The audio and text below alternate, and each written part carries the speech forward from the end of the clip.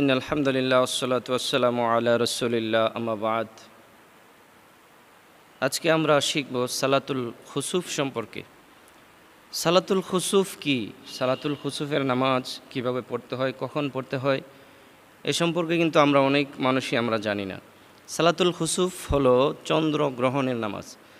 আমরা চন্দ্রগ্রহণ যখন শুরু হয়, আমাদের আধুনিক সভ্যতায় আমরা চন্দ্রগ্রহণের সময় মাতামাতি করি, খুশি করি, বিভিন্ন দূরবীক্ষণ অনুবীক্ষণ দিয়ে আমরা চন্দ্রগ্রহণ দেখার জন্য পাগল হয়ে যাই।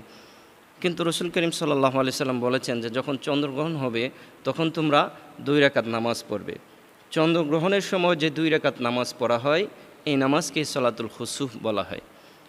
আমরা যখন চন্দ্রগ্রহণ হবে আমরা তখন এই 2 রাকাত নামাজ ইনশাআল্লাহ আদায় করব। সালাতুল খুসুফ সম্পর্কে সহিহ আল বুখারী 1040 নম্বর হাদিসে বিস্তারিত বর্ণনা রয়েছে। সহিহ মুসলিম 911 নম্বর হাদিসের মধ্যে সালাতুল খুসুফ সম্পর্কে বিস্তারিতভাবে বর্ণনা রয়েছে। সুতরাং বোঝা গেল মুসলিম এবং বুখারী শরীফের হাদিসে এই সালাতুল খুসুফ রয়েছে। এই জন্য সালাতুল খুসুফ নামাজটি আমাদের জন্য অত্যন্ত গুরুত্বপূর্ণ।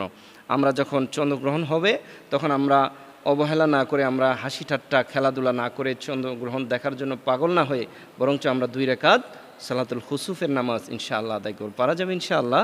আল্লাহ তাআলা তৌফিক দান করুক, বলুন আমিন।